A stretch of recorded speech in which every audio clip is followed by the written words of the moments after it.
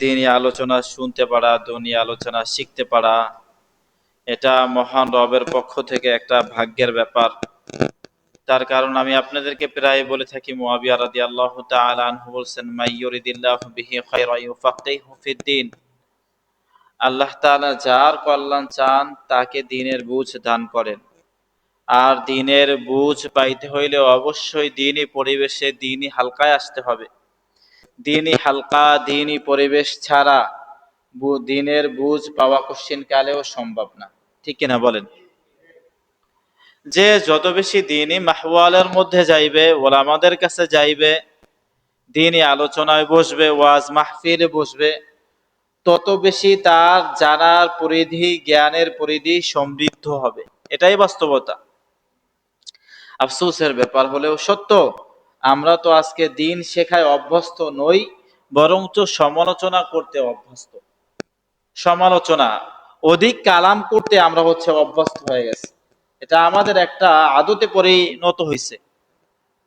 অথচ দেখেন, ইবনুল কাইয়ুম জাওজি রহমতুল্লাহি আলাইহি, ওনার প্রখ্যাত কিতাব জাদুল মাআদ, এই কিতাবের 4 নম্বর খণ্ডের মধ্যে তিব্বুন নাবাবী একটা অধ্যায় আছে। ওই অধ্যায়ের মধ্যে কিছু গুরুত্বপূর্ণ চমৎকার কথা আনছেন।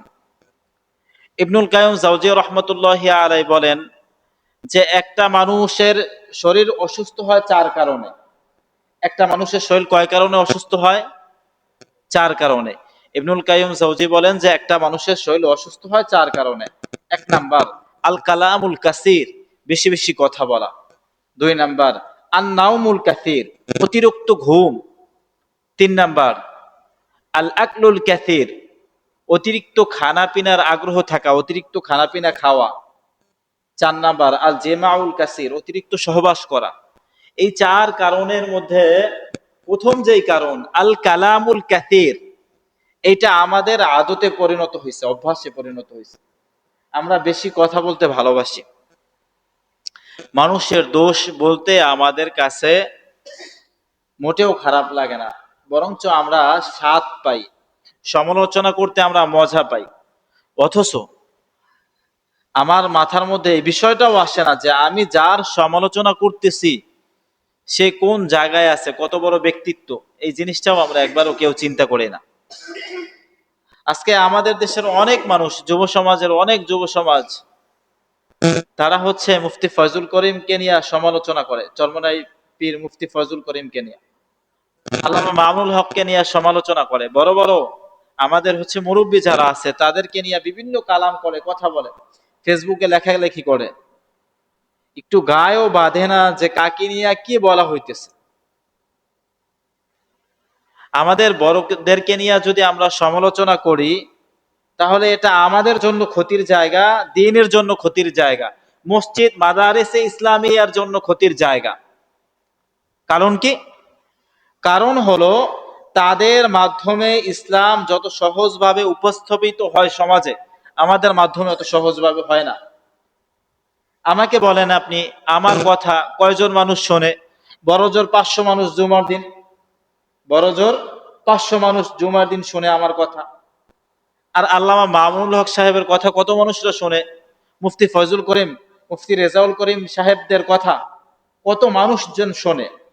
এখন আমরা যদি তাদেরকে কালাম কইরা সমালোচিত বানায় ফেলাই, তাহলে যেই সমস্ত মানুষগুলো তাদের থেকে দ্বীন শেখে, দ্বীনের ব্যাপারে ফায়দা নেয়, তাফাক্কুহ ফি দ্বীন হাসিল করে, তারা তো আর তাদের কাছে যাইবে না, তাদের থেকে দ্বীন শিখবে না।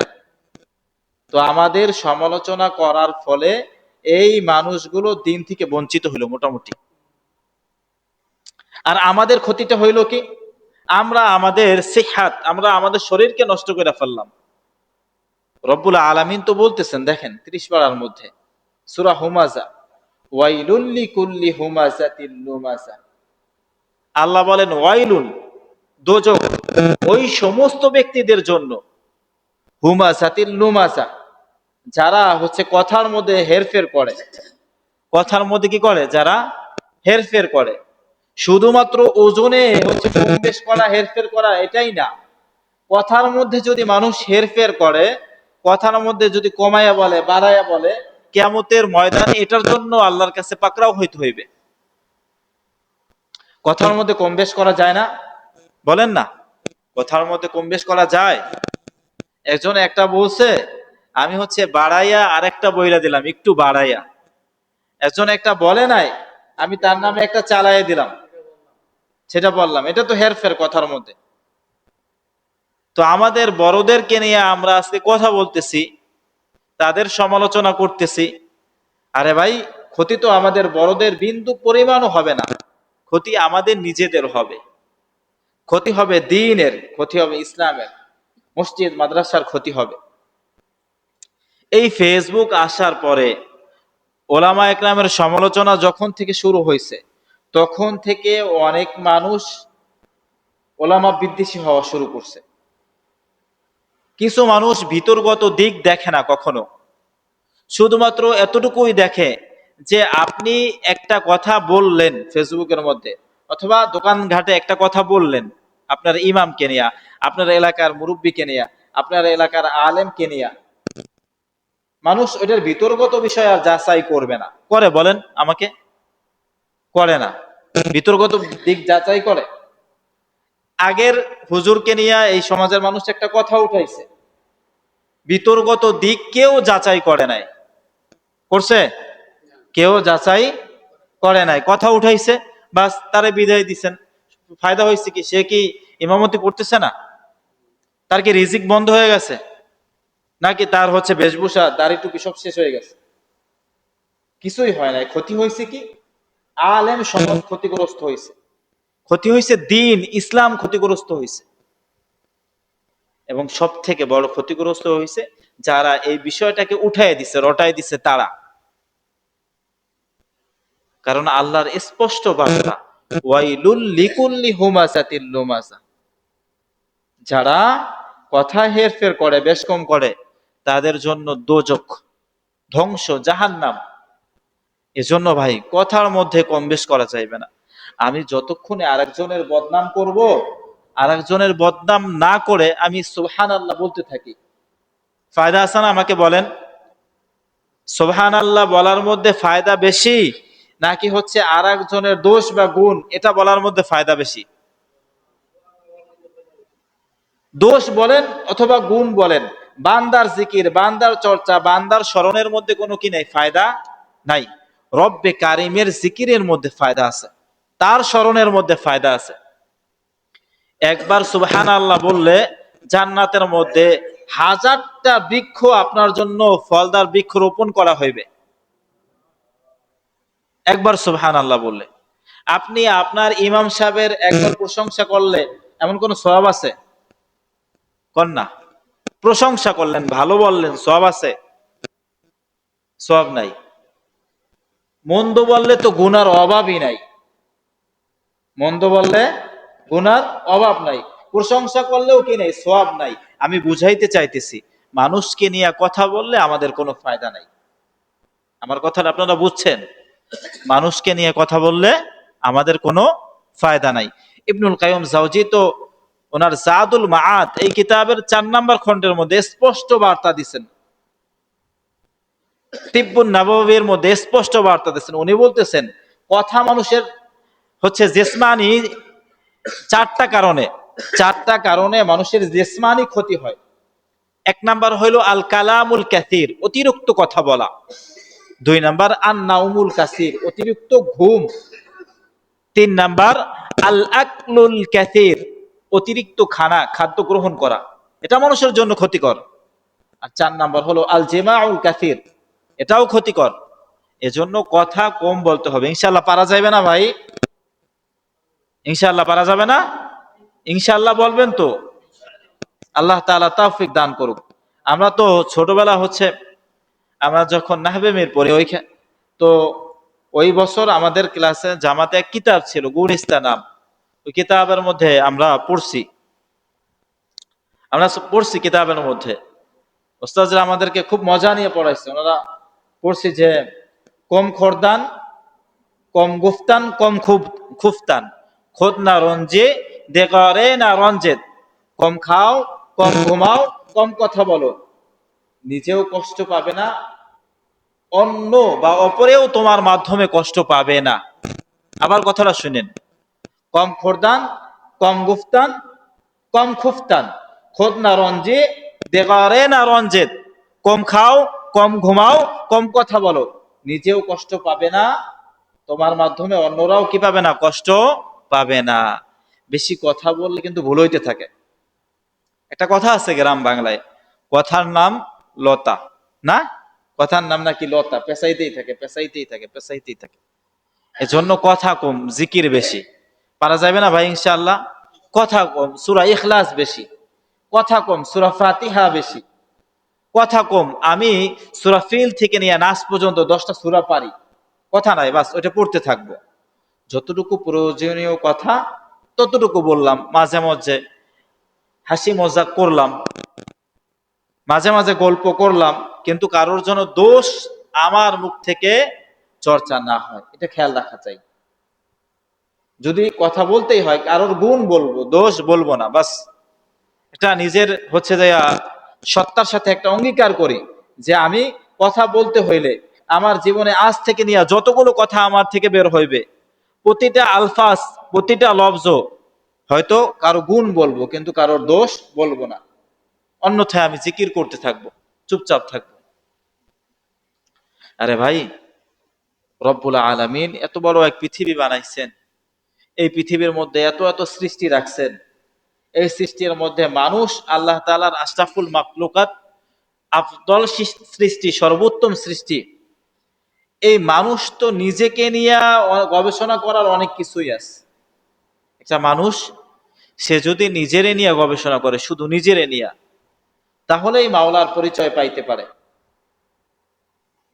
আপনি দেখেন না কত সুন্দর করে আল্লাহ বানাইছে। যদি আল্লাহ আমাদের মুখটা পিছনে দিতেন, পিছন সাইডে মুখ যদি থাকতো, তাহলে কি দশা হইতো আমাদের? খাবার খাওয়া লাগতো কেমন? এইভাবে সামনে চোখে দেখিয়া, এর পিছনে যদি এইভাবে মুখের দিতাম, কি এক অবস্থা হইতো? চিন্তা করছেন একবারও? আল্লাহ তাআলা কত সুন্দর একটা কাঠামো দিয়ে সৃষ্টি করছেন। আল্লাহ যে আমাদেরকে বানাইছেন, বানানোর কারণ কি? লিয়াবলুয়াকুম আইয়ুকুম আহসানু আমালা। আমাদের মাঝে কে ভালো আমল করে, আল্লাহ এটা দেখতে চাইতেছেন। আমাদের মাঝে কে ভালো আমল করে, যে বেশি ভালো আমল করবে তারে সব থেকে বড় জান্নাত দিবেন। এরপর যে ভালো আমল করবে তারপরে তারে সে, তার তুলনায় একটু ছোট জান্নাত। এরপর যে আমল করবে তার তুলনায় একটু ছোট জান্নাত। একদম বদবখত যারা বেনামাজি, বেরোজা, দিন শরিয়াত মানে না, ইসলামের মোহাব্বত, দিনের মোহাব্বত নাই, আল্লাহ রাসূল বলতে কোনো কিছু বুঝে না, এই বদবখত গুলোর জন্য আবার আল্লাহ বানায় রাখছে ভয়ানক এক জাহান্নাম। এই জাহান্নামের মধ্যে অনেক কোয়ালিটির জাহান্নাম আছে। একটা জাহান্নাম এমন আছে যে ওই জাহান্নাম থেকে অন্য জাহান্নামরা পানা চায়, আল্লাহর কাছে বলে, আল্লাহ তুমি আমাদেরকে হাওয়া নামক যে জাহান্নাম আছে ওই জাহান্নাম থেকে বাঁচাও, ওই জাহান্নাম থেকে আমি তোমার কাছে আশ্রয় চাই। এক জাহান্নাম আর এক জাহান্নাম থেকে কি চায়? আশ্রয় চায়। তো আমরা যদি বদবখত হয়ে যাই, আমল যদি নাই থাকে, মাওলা যদি আমাদেরকে মাফ না করে, কিয়ামতের ময়দানে যদি আমরা ধরা খাইয়ে যাই, আর যদি আমাদের জাহান্নামের মধ্যে পড়তেই হয়, তাহলে ভাই মুসলমান হওয়ার পরেও যদি জাহান্নামে যাইতে হয়, এটার থেকে দুর্ভাগ্যের আর কোনো কিছু নেই। এক তো আশরাফুল মাখলুকাত, সর্বশ্রেষ্ঠ জাতি, এরপরে আবার হচ্ছে মুহাম্মদুর রাসূলুল্লাহ সাল্লাল্লাহু আলাইহি সাল্লামের উম্মত, এরপরে আবার কি বাংলাদেশের মতো এত সুন্দর একটা রাষ্ট্রে আমরা বসবাস করতেছি, যেখানে ইসলাম চর্চার ক্ষেত্রে কোনো ধরনের বাধা নাই। বাধা আছে বলেন আমাকে? আমাদেরকে নামাজ পড়তে আজ পর্যন্ত কেউ বারণ করছে? রোজা রাখতে, হজ করতে, যাকাত দিতে কোনো বাধা নাই। কেউ যদি সারাদিন আইসা মসজিদের মধ্যে জিকির করতে থাকে, আমাদের সমাজের কেউ তারে রাগ করবে, গালমন্দ করবে, নাকি আরো ভালো বলবে? বলেন না, ভালো বলবে। তো আমরা এত এত ফেসিলিটিস পাইছি, আখেরি নবীর উম্মত হইছি, তারপরেও যদি আমরা মাফ না পাই রব্বুল আলামিনের দরবারে, তাহলে আমাদের থেকে হতভাগা আর দুর্ভাগা মনে হয় আর কেউ নাই। প্রিয় ভাই, জাহান্নাম খুব ভয়ানক এক জায়গা। আল্লাহ রাসূল তো তার প্রিয় কন্যা, সব থেকে প্রিয় কন্যা ফাতেমাকে বলছে যে, ফাতেমা তুমি নিজে কবর থেকে তোমার নিজেকে বাঁচাও। জেনে রাখো প্রিয় কন্যা ফাতিমা, আমি মুহাম্মাদের পরিচয় তোমার কবরে চলবে না, বরঞ্চ তোমার নেক আমল দিয়া তোমার কবরের মধ্যে মুআমালা করতে হবে। আমাদের প্রত্যেকের আমাদের আমল দিয়ে আমাদের মুআমালা করতে হবে। আমাদের হাসর আমাদের পাড়ি দিতে হবে, আমাদের মিজান পুসিরত আমাদের পাড়ি দিতে হবে, কবরের জীবন আমাদের কাটাইতে হবে। এজন্য কোন চিন্তায় আছি বলেন? দুনিয়ায় তো বহুত কিছু দেখে ফেলছি, আর কি দেখার বাকি আছে? বহুত কিছু দেখছি না আমরা, আর কি দেখার বাকি আছে বলেন? কি দেখতে চান আর? দাদারা দেখছেন সেও চলে গেছে, দাদুরও দেখছেন সেও চলে গেছে, বাবায় ছিল সেও নাই, মায়ে ছিল সেও নাই, নানা নানুরাও চলে গেছে, অনেকের সন্তানও চলে গেছে, অনেকের নাতিও চলে গেছে। তারপর আর দুনিয়ায় কি দেখার বাকি আছে? প্রিয় ভাই, কেউ থাকতে পারবো না, হারাই যাইতে হবে আমাদের প্রত্যেকের। প্রত্যেকেই আমাদের চলে যাইতে হইবে, আমরা প্রত্যেকে চলে যাব। যদি পৃথিবীতে কেউ থাকতেন তাহলে আল্লাহর রাসূল সাল্লাল্লাহু আলাইহি ওয়াসাল্লাম অন্তত থাকতেন। তিনি যখন থাকতে পারেন নাই, কথা সুস্পষ্ট, আমরা কেউ এই পৃথিবীতে থাকতে পারবো না, আমরা কেউ থাকতে আসিও নাই। আমরা যেহেতু থাকতে আসি নাই, 2 দিনের দুনিয়াদারি করতে আসছি। তো প্রিয় ভাই, 2 দিনের দুনিয়াদারির জন্য এত শখ, এত আহ্লাদ, এত গীবাত, এত শিকায়েত, এত সমালোচনা, এটা ভাই চায় না 2 দিনের দুনিয়াদারির জন্য। 2 দিনের দুনিয়াদারি, 2 দিনের মুসাফিরগিরি, এটার জন্য এত শখ আল্লাহ তার, এত দোষ চর্চা মানুষের, এত সমালোচনা, এত মিথ্যা, এটা হচ্ছে যায় না ভাই। আমরা যারা ঢাকায় যাওয়ার উদ্দেশ্যে সফর করি, মুসাফির হই, কারোর বাসায় বেড়াইতে যাই, যায় কেমন থাকি? অনেক কিছু নিয়ে যাই, বলেন আমারে, অনেক কিছু নিয়ে যাই ঢাকায় গেলে। তাইলে 2-4টা জামা কাপড়, তাই না? ব্রাশ টাশ, 2-4টা জামা কাপড়, এই একটু কাগজপত্র যদি থাকে সাথে, আর তাদের জন্য কোনো গিফট বা হাদিয়া যদি নেয়, বাস এতটুকুই। কারণ আমার জানা আছে যে ঢাকার ওই জায়গাটা আমার ঠিকানা না, আমার স্থায়ী বসবাস না, ওইখানে আমি বেড়াতে যাচ্ছি, মুসাফির। আমার আবার দেশে গন্তব্য ফিরতে হবে, আমার মূল বাড়ি হইল গ্রামে, দেশে। এজন্য আমি ঢাকা গেলে ছোট একটা ব্যাগে অল্প কিছু জামা কাপড় নিয়ে যাই। অনেক সময় তাড়াহুড়ায় গেলে জামা কাপড়ও সাথে থাকে না, শুধুমাত্র যেটা পরনে আছে ওইটাই। তার কারণ কি? আমি মুসাফির। তো ভাই, এই দুনিয়ার জিন্দেগিতেও তো আপনি আর আমি মুসাফির। ভাইবা দেখেন না, মনে হবে ওই তো সেই দিন দাদাই ছিল, সেই দিন বাবাই ছিল, সেই দিন বাবাই ছিল, মায়ে ছিল সেই দিন, এই সেই দিন আমার বিয়ে করাইলো। আজকে আমিও বৃদ্ধ হয়েছি, বাড়ি ওয়ালিও বৃদ্ধা হয়ে গেছে, বাচ্চারাও হচ্ছে যে বিবাহ কইরা ফেলাইছে, নাতি যারা আছে তারাও বড় হয়ে গেছে। জীবনে আর কি দেখার বাকি আছে? কয়দিন আর থাকতে পারবো? তো পৃথিবীর হায়াতে যেহেতু থাকতে পারবোই না, তো এটাকে নিয়ে এত বাড়াবাড়ি করার কোনো কিছুই নাই। যদি থাকতে পারতাম, কওমে সামুদের মতো 300 বছর বয়স যদি পাইতেন, নূহ আলাইহিস সালামের জাতির মতো 900 বছর বয়স যদি পাইতেন, তাইলে একটা ব্যাপার ছিল, যেখানে গড় আয়ু 60-65 বছর, 60-65 বছর, সেখানে এত কিসের বাড়াবাড়ি, এত মারামারি, এত হুমকি ধুমকি, এত কি? এজন্য প্রিয় ভাই, আসুন সব বাদ দিয়া আল্লাহ তাআলার রাস্তায় নেমে পড়ি, জিকির আজকারকে আঁকড়ায় ধরি। আমি যতটুকু পারি কোরআন থেকে অতটুকু তেলাওয়াত করতে থাকি। দিনের মজমা যেখানে হইবে, দিনের হালকা যেখানে হইবে, ওইখানে একটু সময় দেওয়ার চেষ্টা করি।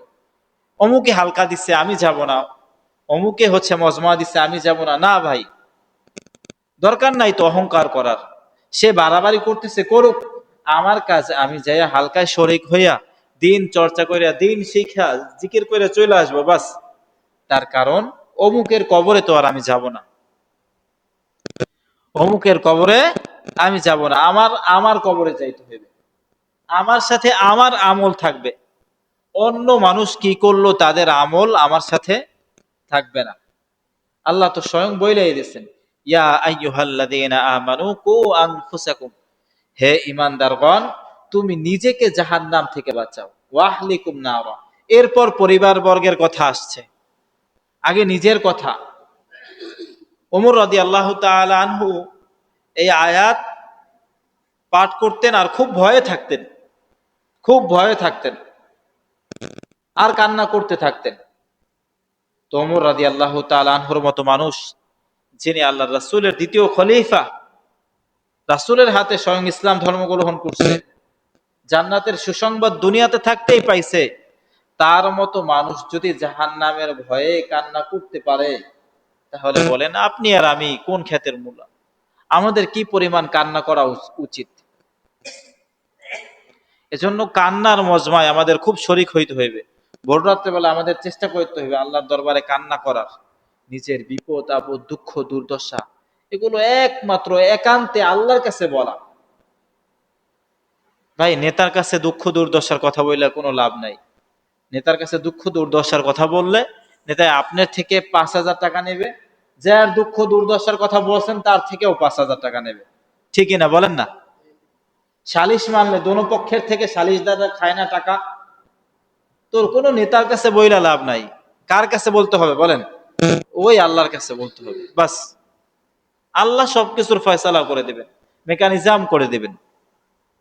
আর সব সময় মনে রাখবেন, দুনিয়ায় চলার জীবনে কারোর এত বেশি মুহাব্বত না করা যে কয়দিন পর যদি সে শত্রু হয় তাহলে আপনার সমস্ত গোপন ভেদ যাই না যাইবে। আবার দুনিয়ায় চলার ক্ষেত্রে কারোর এতটা ঘৃণা না করা, কয়দিন পর যখন সে বন্ধু হইবে তখন যেন আপনার লজ্জিত না হইতে হয়। এই কথাগুলো কিন্তু কিতাবের হাদিসের কথা, যে কারোর এত বেশি মুহাব্বত কইরো না, কয়দিন পর মুহাব্বত ছুটে গেলে, বন্ধুত্ব ছুটে গেলে যাতে তোমার লজ্জিত না হতে হয়। আবার কারোর এত বেশি ঘৃণাও কইরো না, কয়দিন পর সে তোমার বন্ধু হয়ে গেলে যাতে তোমার লজ্জিত না হতে হয়। এজন্য প্রত্যেক মানুষের সাথে আমাদের স্বাভাবিক চলাফেরা, স্বাভাবিক একদম। কেউ বেশি মুহাব্বতের বন্ধুও না, আবার কেউ কিনা শত্রুও না। আমাদের একমাত্র সব থেকে কলিজার বন্ধু হইল আল্লাহ তাআলা। কে বলেন? আল্লাহ তাআলা। আল্লাহ ছাড়া দুনিয়ায় কোনো বান্দার কোনো বন্ধু নাই। আমি তো একটা বয়ান সবসময় করি আপনাদেরকে, যে ইন্তেকালের পরে সর্বপ্রথম ছেলেরা ভুলবে, তারপর মেয়েরা, তারপর শখের স্ত্রী। এলাকাবাসী তো যেদিন মরছেন ওই দিন বিকালেই ভুলছে, বাস মামলা খালাস, জানাজা পইরেই ভুলছে। এরপর ছেলেরা, এরপর মেয়েরা, এরপর শখের স্ত্রী। কেউ আমাদেরকে মনে রাখবে না। দেখেন না, নিজেরে দিয়ে চিন্তা করেন, আপনি কয়দিন আপনার বাবারে মনে করেন? তাইলেই তো বোঝা যায় কয়দিন আমরা আমাদের দাদারে মনে করছি। মনে করি বলেন সহজে? বাস্তবতা কিন্তু বলতেছি।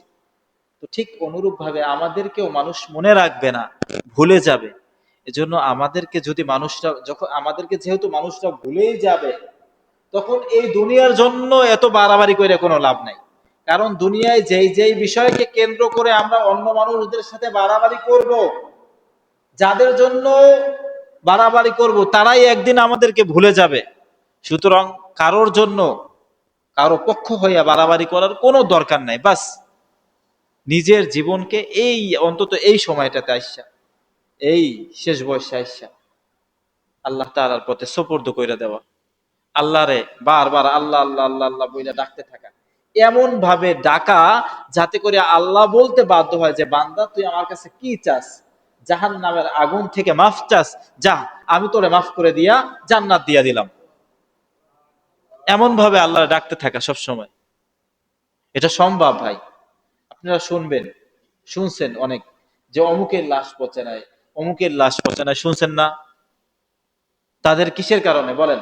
ভালো মানুষ হওয়ার কারণে। তারা তাদের জিকিরের কারণে, তাদের মুখের কারণে।